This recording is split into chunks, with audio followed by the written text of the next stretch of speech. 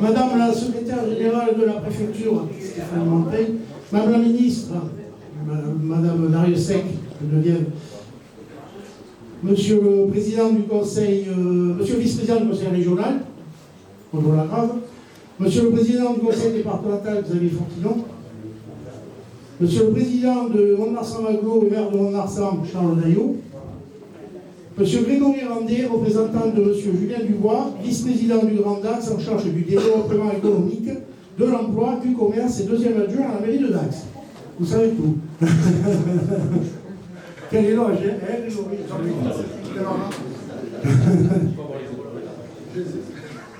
Madame la présidente de la Chambre d'agriculture, Marie-Hélène Cazobon,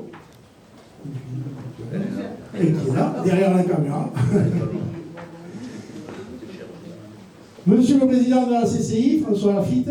Alors, comme il a dit François l'autre jour, le trio est réuni. Et c'est souvent, et merci d'être venu parce qu'on a besoin d'être ensemble. Voilà, monsieur le chef d'escadron de la gendarmerie des Landes, Éric Lemet. Monsieur le colonel du SDIS, mais je crois qu'il n'a pas pu arriver, monsieur Rick Duverger, car ils avaient d'autres. Je vais excuser madame la préfète, parce que justement, madame la secrétaire générale l'a remplacé, puisqu'ils avaient les vœux des forces armées. Voilà. Et je vais en même temps, tant que j'y suis, excuser Gérard Gomez, président de la CMAR, n'a pas pu être présent, mais il est remplacé par quelqu'un de très bien, vous allez vous le dire tout à l'heure. Ensuite, alors, monsieur le président de l'UDP des Landes, Marc Bernier, je vois là-bas, monsieur le président de la CAPEB des Landes, Jean-Luc Tachon, et son secrétaire général, Sébastien Etchebarn. Monsieur le président de la FFP des Landes, Didier Massy. Monsieur le président du syndicat des taxis des Landes, Franck Catio, je crois qu'il n'est pas arrivé. Monsieur le président du syndicat de la pâtisserie des Landes, Francis Desbier, petit jeune. Madame la présidente du syndicat de la boucherie et boucherie-charcuterie des Landes, Marie-Carmen Lavielle. Madame la présidente de la CNAMS des Landes, Nathalie Desjean. Monsieur le représentant de la Fédération de la boulangerie des Landes, Jean-François Bourdet, qui est là-bas. Monsieur le président du groupement des meilleurs ouvriers de France des Landes, monsieur Guy Pendance, que tout le monde connaît. Monsieur le président du syndicat des forgerons, François Sabatou. Madame la secrétaire générale de la CMA de région Nouvelle-Aquitaine, Marie-Frédérique Doucouteau. Est-ce qu'elle est arrivée? Oui, je suis là. Ah ben voilà. Avancez-vous, Marie-Frédérique, s'il vous plaît. Voilà que tout le monde, puisque le président Gomez n'est pas présent, bonsoir. Il n'a même pas eu le temps de lui dire bonjour parce qu'elle travaillait, vous avez vu. Alors elle est accompagnée des gens de la drague, c'est-à-dire des finances, et de la direction des affaires générales, M. Xavier Blanchet et Pascal Destando sont au fond.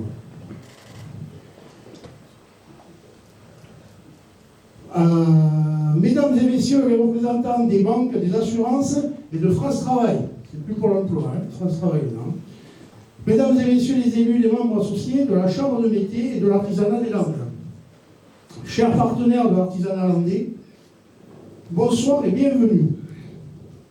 Merci d'être présents à nos côtés une nouvelle fois pour notre cérémonie des vœux. À vous tous, chefs d'entreprise, élus, membres associés, collaborateurs de la Chambre de métier de l'artisanat des Landes, représentants des organisations professionnelles, responsables politiques, économiques et administratifs, et représentants de l'État et partenaires fidèles de l'artisanat. Au nom de tous mes collègues, élus et membres associés, et de tous les collaborateurs de la Chambre de métier de l'artisanat, je vous souhaite une très belle année 2024, qu'elle soit placée sous le signe de la sérénité, de la prospérité et qu'elle vous apporte de nombreuses réussites professionnelles et personnelles. Les vœux sont chaque année l'occasion de se retourner vers l'avenir, de se projeter pour relever les défis qui nous attendent. Mais j'aime aussi en profiter pour revenir sur ce que nous avons accompli durant l'année qui vient de s'écouler. En 2023, nous avons une nouvelle fois tout mis en œuvre au service des 14 000 entreprises artisanales de notre département. 2023 a démarré sous de mauvais auspices. Le CFE, Centre de formation des entreprises, a disparu, remplissé par un guichet unique fonctionnant très mal, voire même pas du tout. les artisans ne pouvaient ni s'inscrire, ni se rallier. Nous les avons aidés au maximum et au mieux avec nos moyens. La crise énergétique n'a pas épargné les artisans landais. Malgré le bouclier tarifaire mis en place, nos artisans ont eu beaucoup de mal à payer leurs factures. Et ils ont toujours du mal. L'aide considérable de la DDFIP, M. Anouliès, qui est présent, merci beaucoup pour tout ce que vous faites, que vous avez fait, de la préfecture et d'autres organismes que je tiens à remercier de nouveau, ici, mais n'a pas résolu tous les problèmes qu'on a pu rencontrer. Toutefois, 2023 nous a permis de nous rassembler autour de moments forts. Nos commissions territoriales, alors la commission qu'on a divisé le département en 3 commissions, Marsan-Chalosse-sur-Sang, présidé par David Barbu, vice-président de la CMA, qui travaille sur la transmission et qui, pour la survie des entreprises, est très, très importante, très cruciale. Adour-Land-Océane, présidé par Marie-Carmen Lavielle, travaille sur la valorisation des métiers et savoir-faire artisanaux. Et enfin, le gros secteur, Norland, présidé par Franck Capio, qui travaille sur la filière glisse. Après plusieurs visites d'entreprises de la glisse et l'organisation d'une rencontre territoriale à destination des artisans de la glisse le 7 novembre dernier, nous nous sommes rendus compte qu'il avait un réel besoin de formation et d'accompagnement. Nous avons organisé en partenariat avec la CCI le salon Entreprendre dans les Landes sur 3 sites différents. Ça a été une vraie réussite. Depuis la précédente mandature, visiter un maximum d'entreprises artisanales landaises est primordial. Pour les élus et membres associés de la CMA et NA40, c'est en effet une volonté forte de notre part d'aller à la rencontre des artisans, d'être au plus près d'eux dans les territoires. Pas moins de 90 entreprises ont été visitées en 2023. Je peux vous garantir que nous avons des pépites dans les Landes. Il existe 250 métiers dans l'artisanat. Nous ne les avons pas tous, mais il y en a dans les Landes, mais énormément, et des métiers artisanaux rares et très peu connus. Un grand moment pour les artisans et les jeunes, la soirée de l'excellence artisanale, qui a récompensé les lauréats et majors de promotion de diverses catégories. 47 artisans taxis, 28 artisans gourmands et 3 artisans de l'autonomie. 37 maîtres d'apprentissage, sans oublier les 80 maîtres d'apprentissage invités qui ont accompagné au quotidien les apprentis récompensés. 16 maîtres artisans et 5 artisans d'art. Donc il y avait mon vice-président dans le lot. 44 majors de promotion dans les 3 filières, alimentaire, services et mécanique. Donc 14 adultes en reconversion. 38 médaillés au concours MAF, départemental et régional. Les WashKills, concours BMW, donc 17 médailles d'or, 13 médailles d'argent et 8 médailles de bronze. 2 coups de cœur de la Chambre des métiers d'artisanat des Landes. Et pour finir, l'excellence, 3 meilleurs ouvriers de France. Cette soirée s'est clôturée autour du verre de l'amitié, où des cocktails ont été confectionnés par notre professeur, qui est meilleur ouvrier de France actuellement, de la section mention complémentaire barman, accompagné de ses apprentis. Un vrai régal. À tous ces artisans, apprentis et apprenants qui font briller la CMA NA40 et qui participent ainsi à la promotion de nos formations, nous adressons encore une fois toutes nos félicitations. Durant cette année, nous avons développé nos formations afin de mieux répondre aux besoins de nos artisans.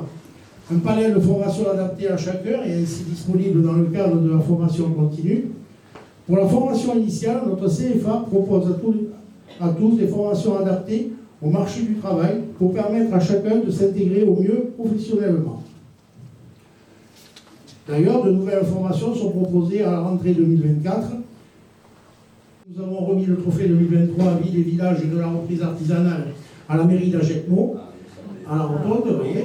L'objectif de cette opération est de valoriser les collectivités locales qui œuvrent en faveur de la transmission et de la reprise d'entreprises artisanales.